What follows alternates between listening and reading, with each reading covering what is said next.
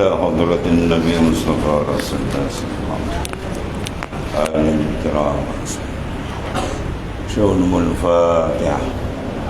أعوذ بالله من الشيطان الرجيم. بسم الله الرحمن الرحيم. إياك نعبد وإياك نستعين صراط الذين أنعمت عليهم غير المغضوب عليهم ولا الضالين.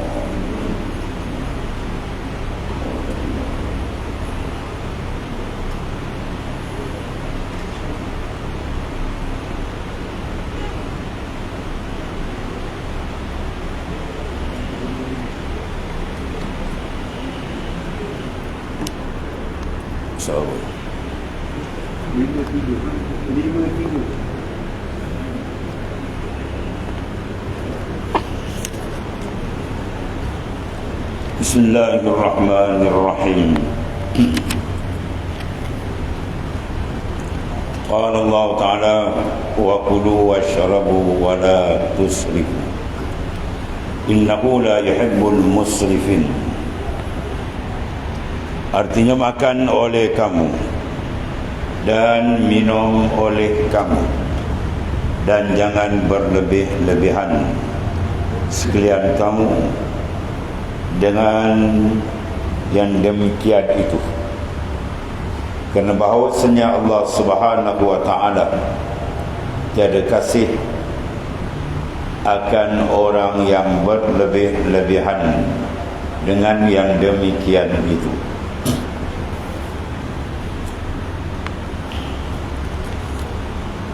Di antara proses membersihkan qalbi dalaman dia bersangkut paut dengan urusan anggota yang zahir. Maka setengah daripada benda yang disuruh oleh syarak kita mengawal bagi membersihkan cermin qalbi kita untuk didapat pancaran ma'rifat yang sebenar dengan Tuhan, supaya didapat kemanisan dia dengan Allah Subhanahu wa Ta'ala dan nikmat yang amat besar bila terbukanya hamba dengan Tuhan. Maka kaitan di sini dalam masalah syarhut ta'am, sangat gemar kepada makanan. Manusia memerlukan makanan. Kita bukan malaikat, bahkan kita disuruh makan dan minum dalam ayat ini. Kulu, mana makanlah sekalian kamu, washrabu, dan minumlah. Maknanya makan dan minum merupakan keperluan, tetapi dia bukan matlamat hidup.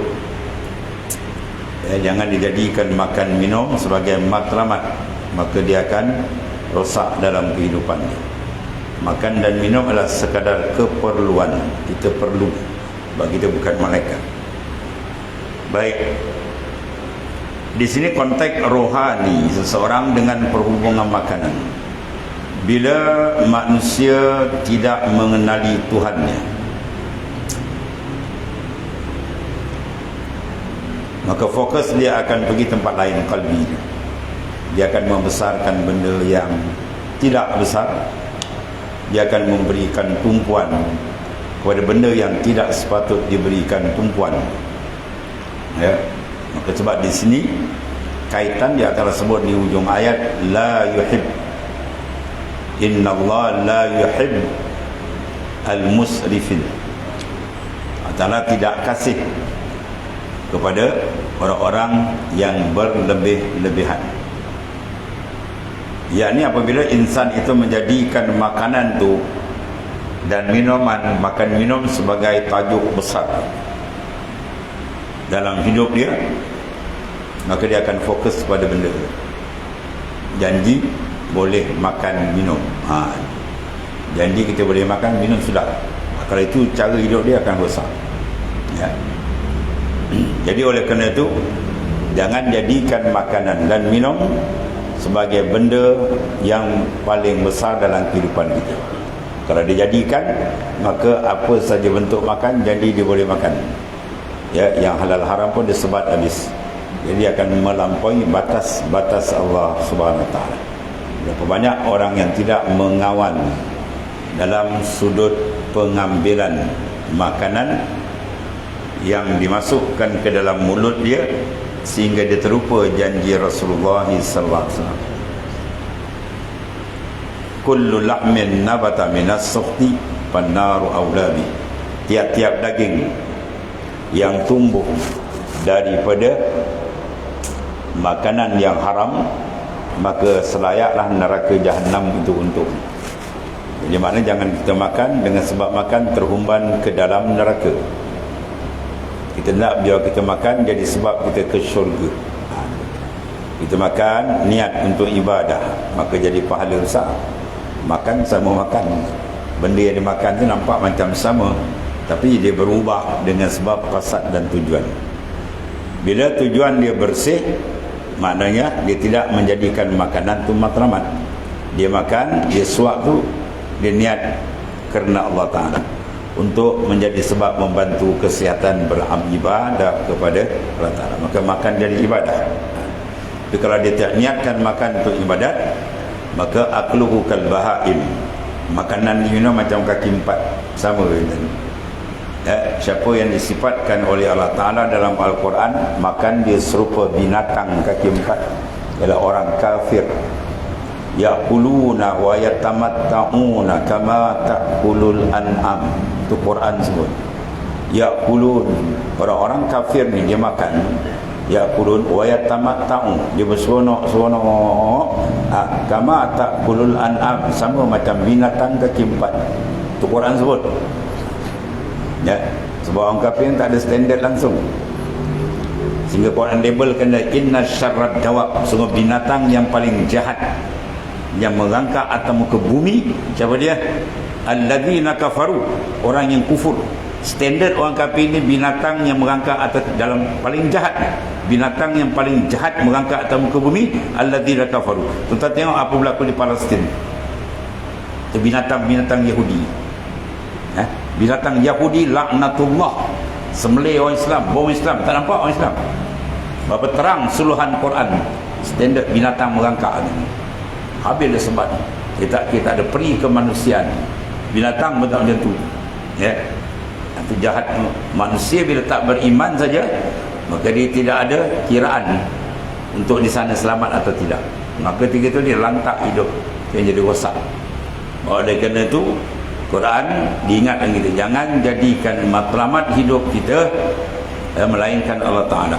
Allahu ghayatuna, Allah Ta'ala ialah matlamat kita.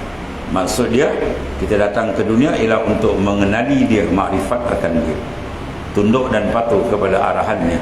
Maka ketika itu kita harap dia diangkat oleh Allah Subhanahu Wa Ta'ala. Inna akramakum indallahi, semulia-mulia kamu, itu Quran angkat.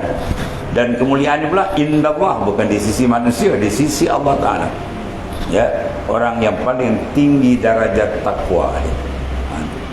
Dan takwa, selepas dia beriman kepada Ta'ala, maka dia bertakwa, menjunjung segala perintah Allah Ta'ala dan menjauhkan segala larangan dia.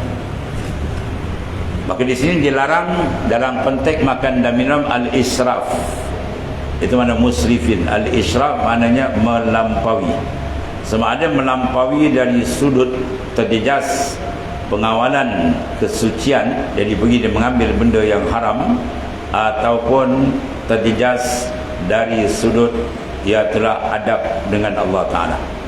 Ya, bila dia makan tu tak jaga adab. Ya, benda tu halal tapi tak jaga adab. Makan terlampau banyak, makan mengikut nafsu, itu tak jaga adab. Jaga adab. Macam kita pergi rumah orang kenduri atau pergi jalan hari raya, walaupun makanan yang di atas meja tu memang disuruh makan, tapi makan kita biarlah beradab.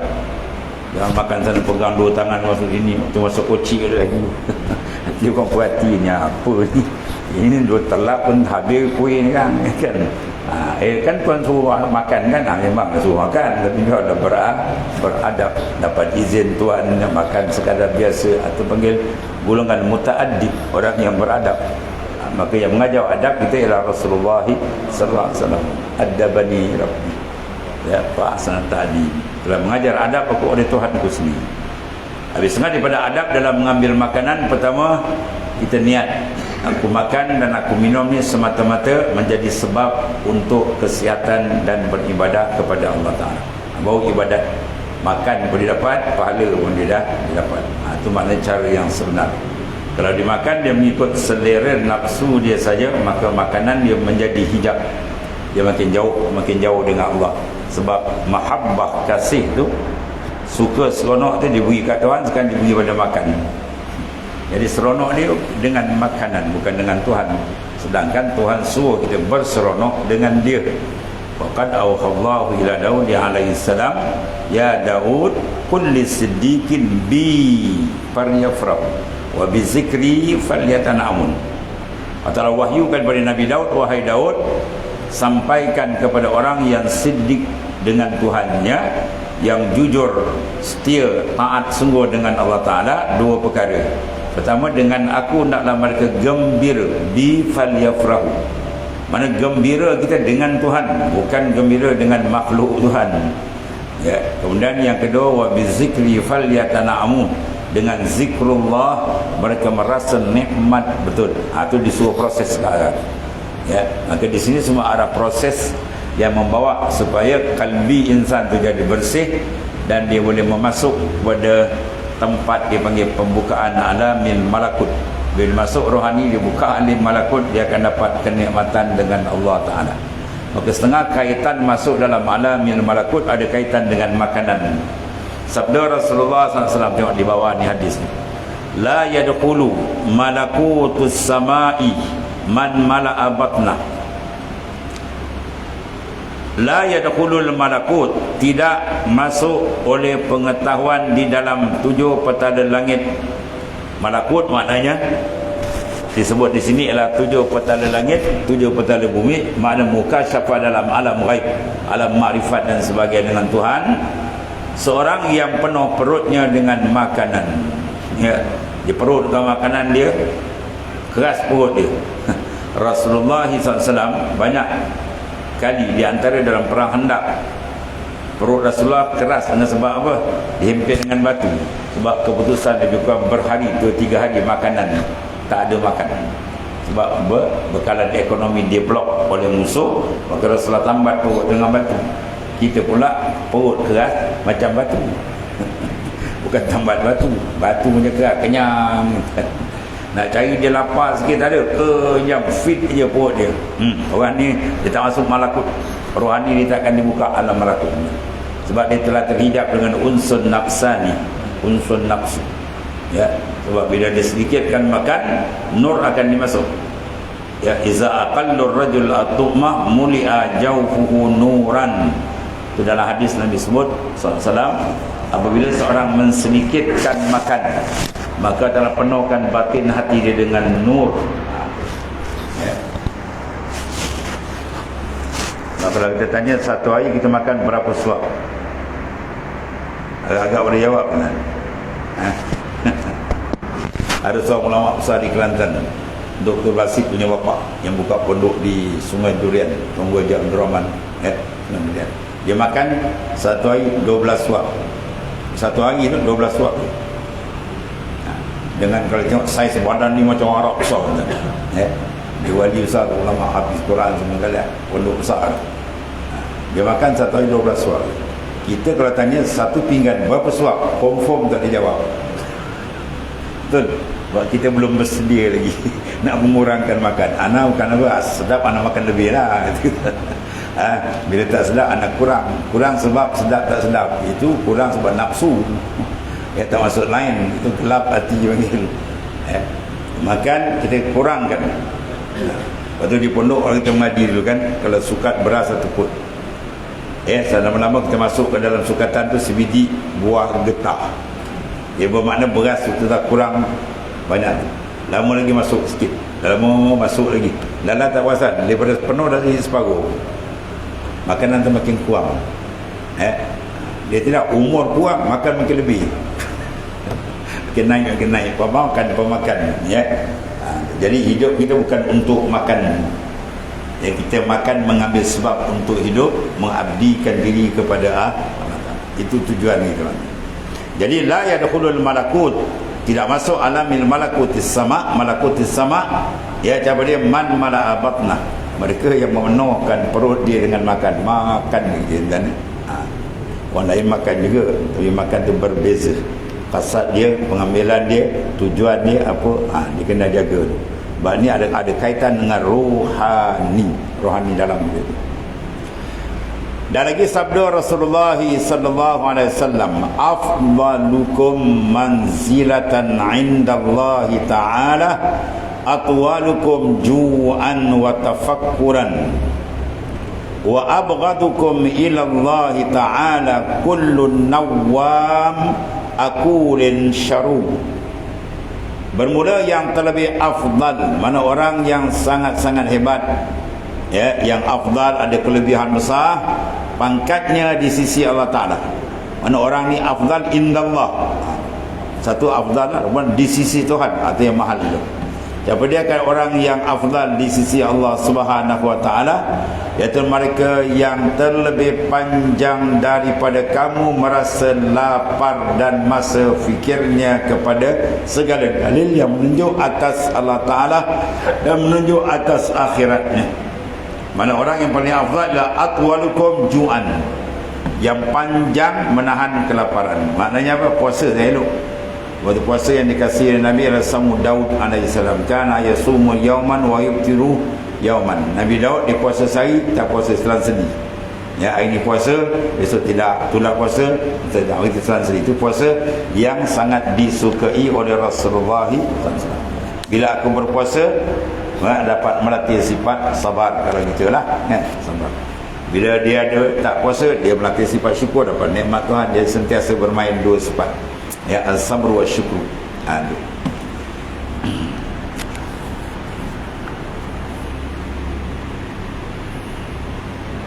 Bermula yang terlebih afdal kamu, pangkatnya pada Allah Ta'ala ni, iaitulah mereka yang terlebih panjang daripada kamu masa laparnya. Maknanya mengurangkan makan, bukan terus tak makan. Terus tak makan menyebabkan kematian, terjadi haram lah. Sengaja tak makan jadi mati, itu tak dibenarkan oleh syarak, ya.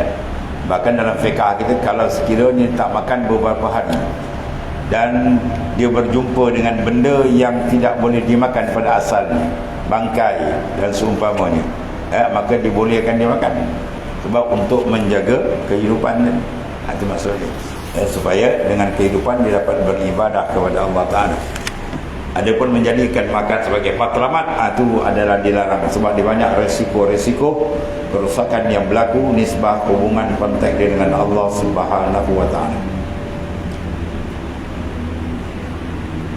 Dan pula masa fikirnya, atwalukum tafakkuran, mana banyak menjalankan pemikiran. Mana akal tu dia bertindak dengan menggunakan fikiran yang betul. Sebab tu bila anak kalau dibuat silap, nanti bapak atau mak dia kata apa, kau ni buat kerja tak mikir. Ni kau punya buat kerja tak mikir ni, kau bakal hentam. Maknanya bila tidak menggunakan fikiran, maka banyak kesilapan dia akan berlaku.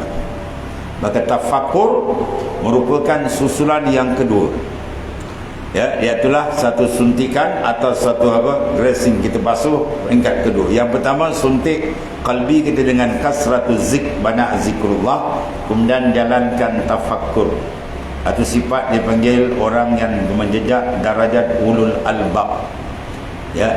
Yang sunat kita baca ayat ni apabila kita bangun daripada tidur sebelum subuh, kan, kita bangun pukul 3 ke pukul 4.30 ke, ya. Jangan bangun 6.30 orang dah sembahyang. Subuh mu'allaf ni, sebelum tu kiam tu kena ada. Jangan luput kiam, hari-hari kena kiam. Orang yang kekal menjaga qiyamul lail, maka dia terlepas daripada azab kubur yang sangat dahsyat, ya. Kekalkan qiyamul lail. Jadi bangun malam tu lepas baca doa doa bangun tidur, pandang ke langit, buka jendela tengok langit, baca ayat ni.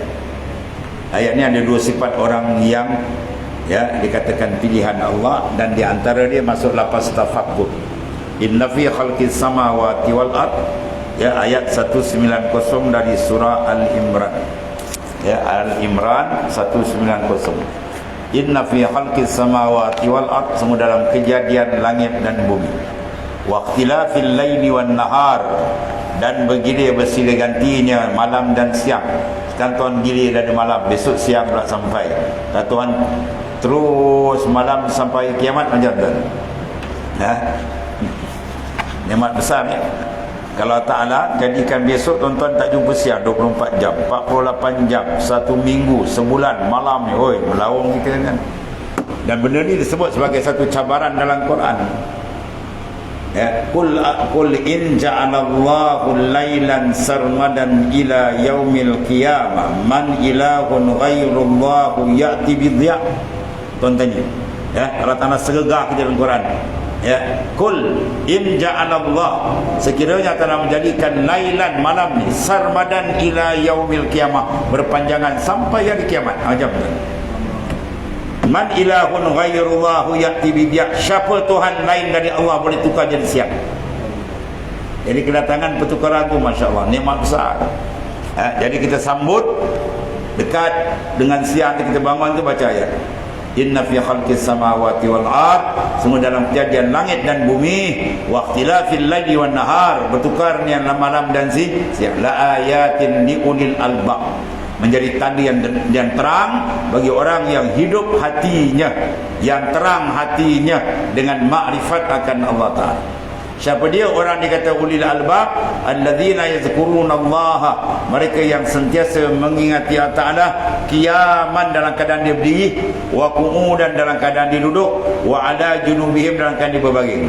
Mana manusia ni dia tak berdiri, dia duduk, tak duduk dia berbaring. Itu maknanya ayana kulli ahwalin, dalam semua keadaan qalbi dia jangan putus dengan Allah Ta'ala.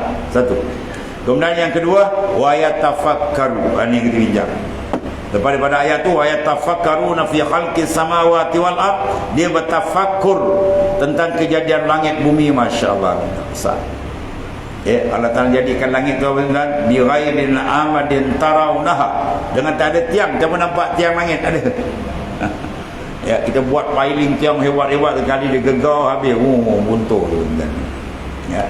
Jadi mana kita perhati, bangun pagi 2 ayat kita suntik.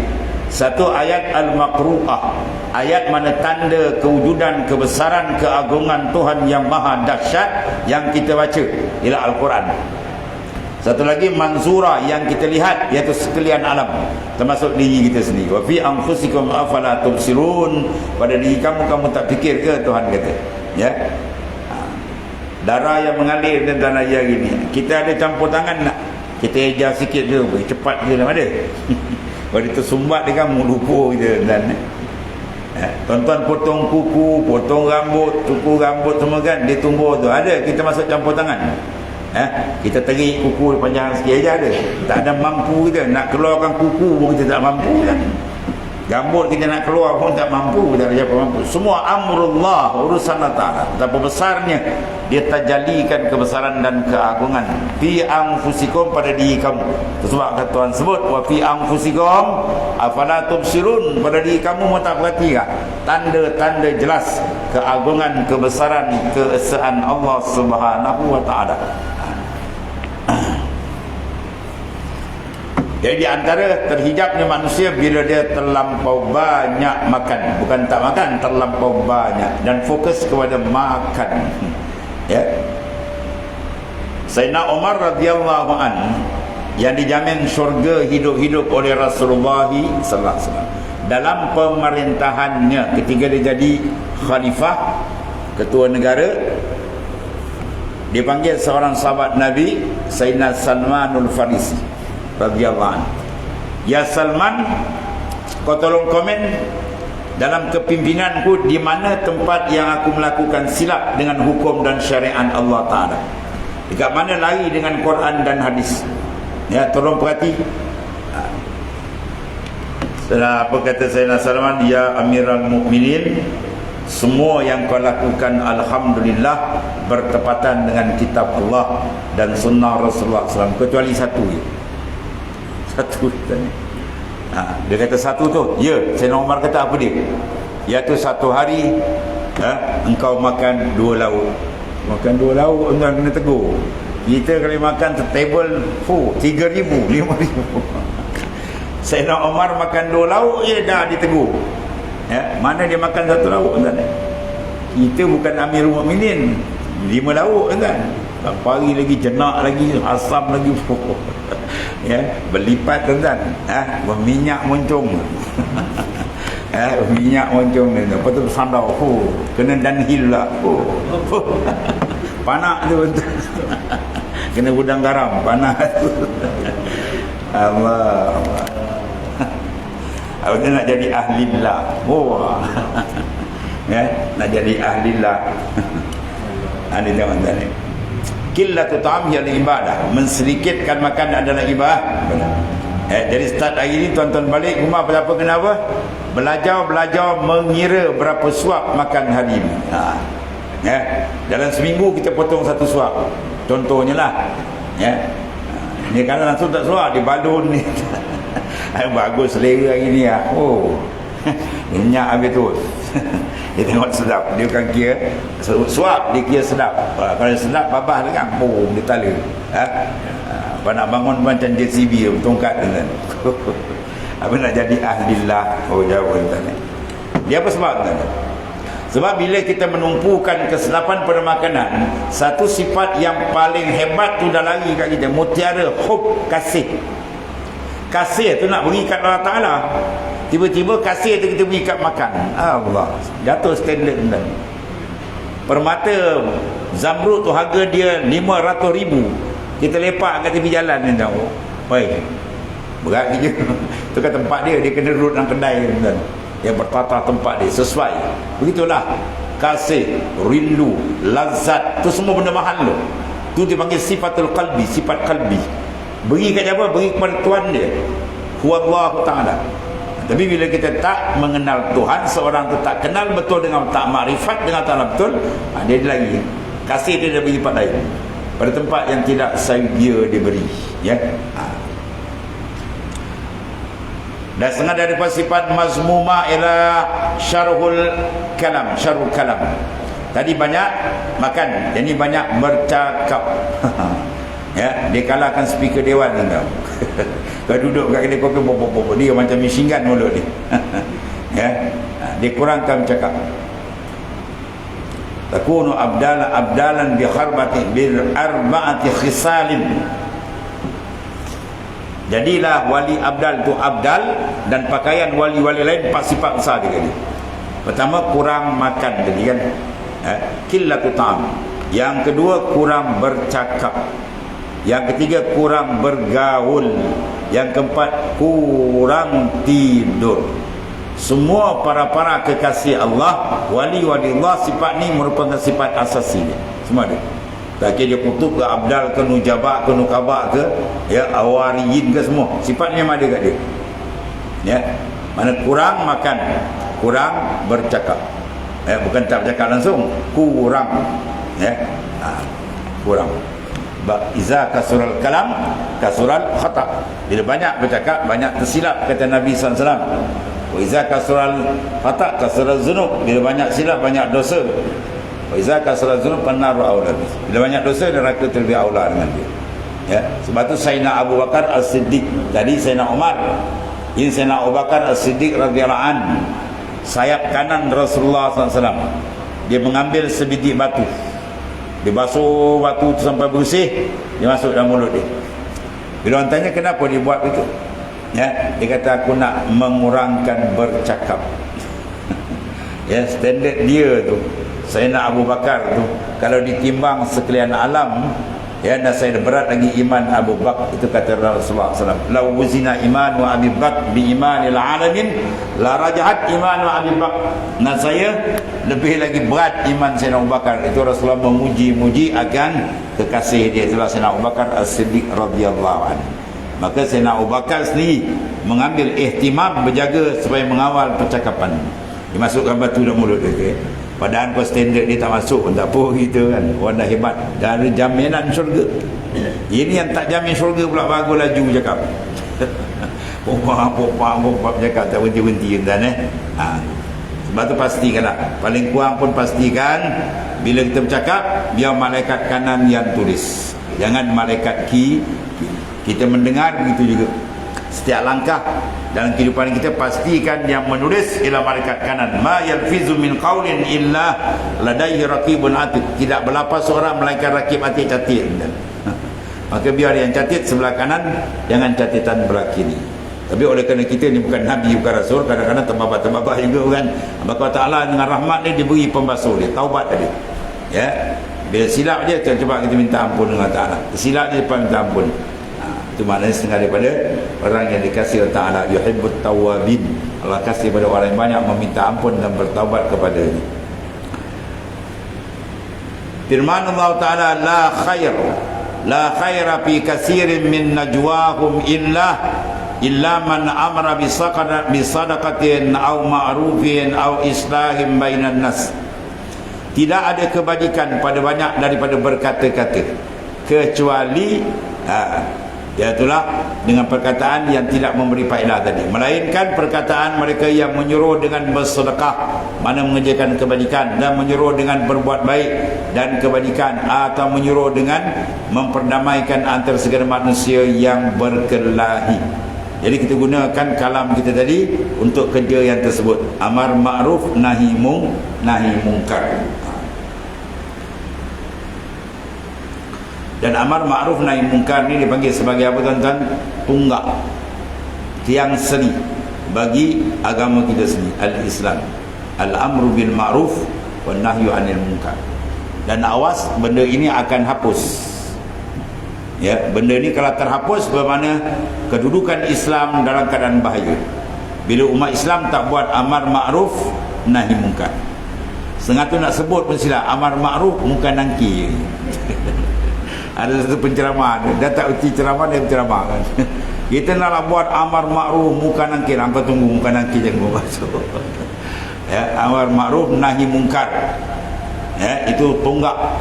Baik, sekarang dalam hadis, apakah perkara yang menyebabkan umat Islam tidak mengambil cakna, tak mengambil tumpuan benda besar ni?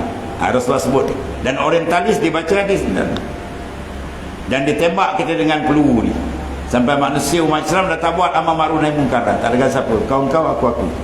Orang dulu kata anak kau anak aku kan.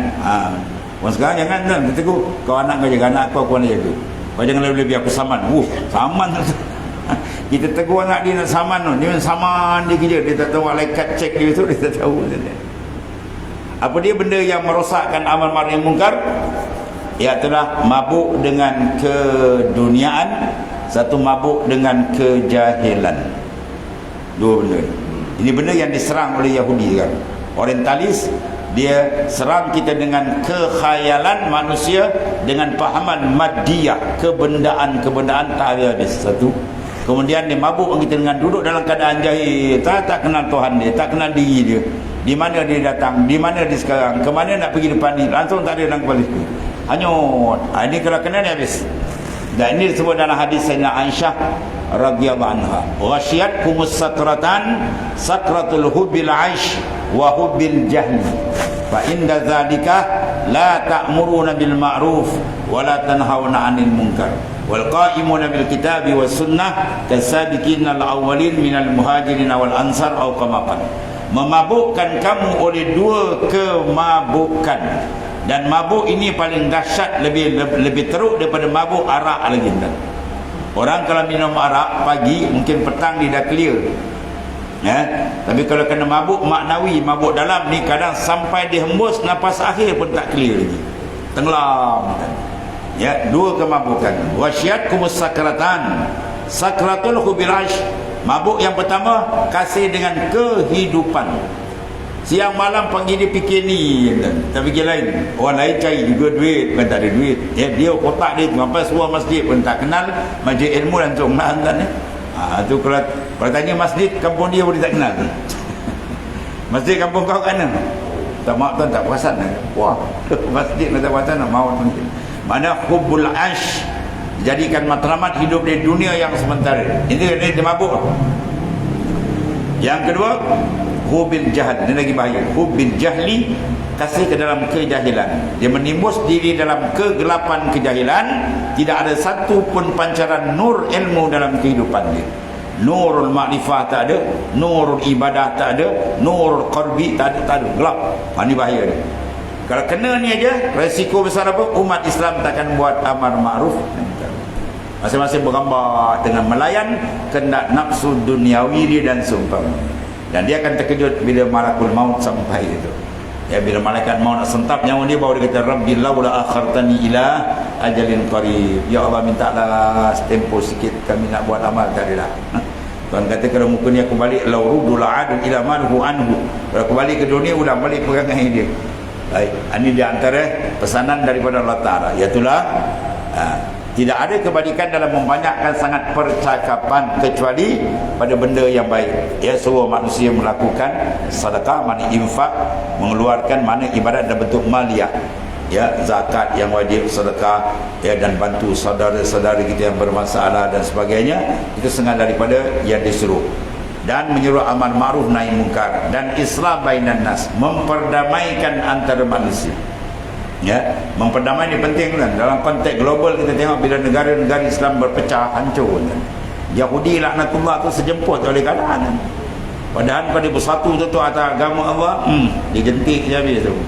Dia tak ada, tuan tak bagi nusrah, masing-masing membawa pahaman masing-masing, ego masing-masing, tak kerti nak bersatu negara-negara Arab.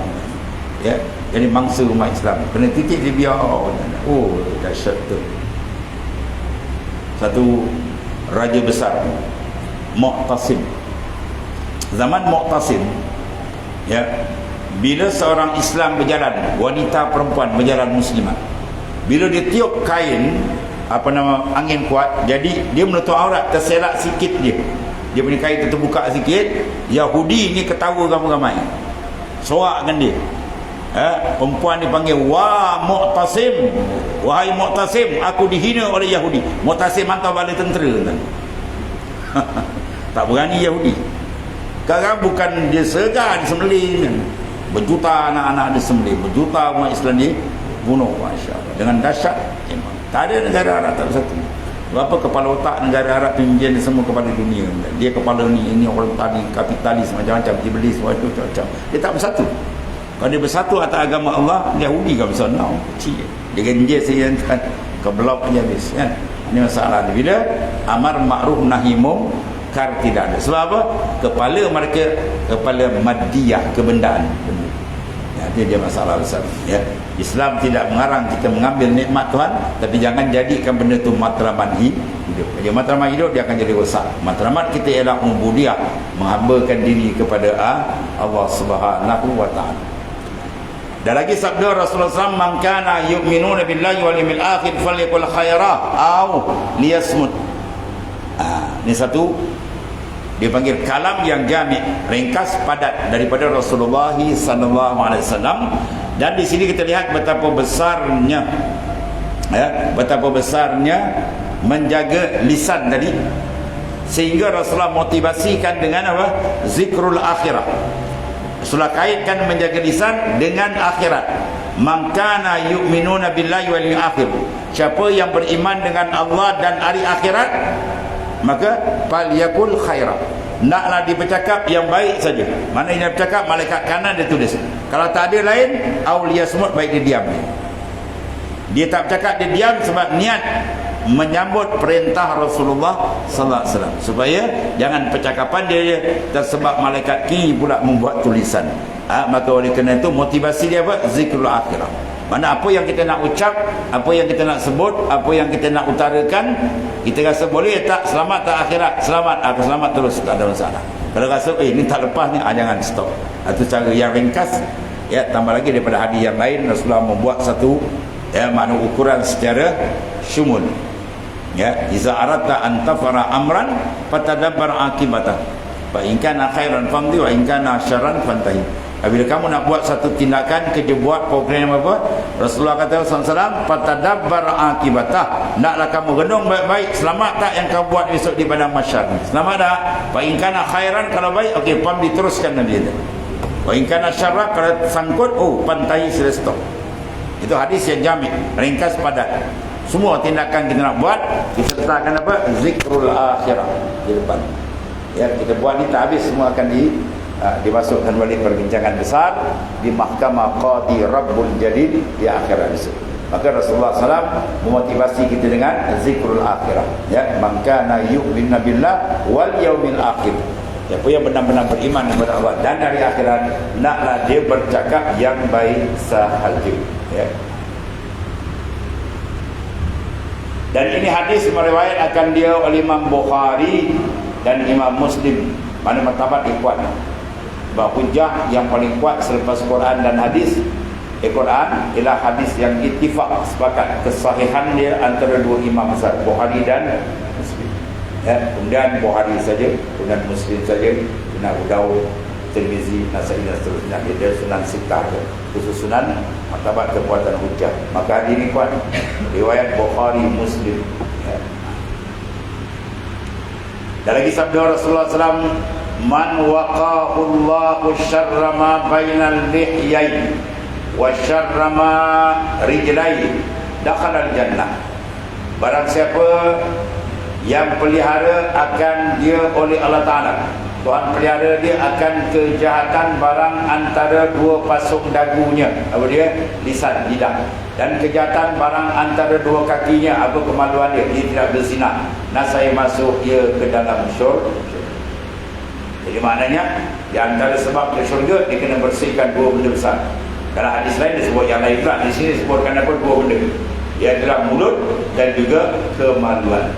Bermakna kalau dia tersilap, cepat dia kena minta ampun kepada Ta'ala, ya, selesaikan sebelum dibalik menghadap Allah Subhanahu Wa Taala. Kalau dibalik dalam keadaan dosa mulut yang tidak lagi selesai, ataupun dosa yang bawa pada kemaluan tidak selesai, dia tidak bertobat sungguh, maka Masya Allah azab amat dahsyat menunggu mereka di sana. Innahu mayyati rabba mujriman bali annahu jahannam la yamutu fiha wa la yahya. Barang siapa yang balik menghadap Allah dalam keadaan dia berkubang lagi dengan dosa yang banyak, maka azab neraka jahannam menunggu dia wala ayat sabila. Dan satu lagi hadis bagi kita sallallahu alaihi wasallam.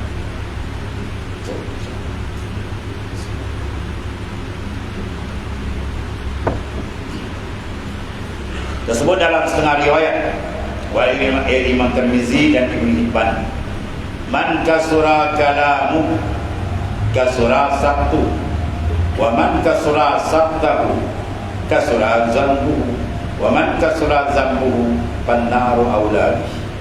Barang siapa yang banyak perkataan, ya, bercakap tak berhenti-henti, nasai banyak gugur, ya. Biasalah kalau kita berbual, mula-mula tu okey lagi.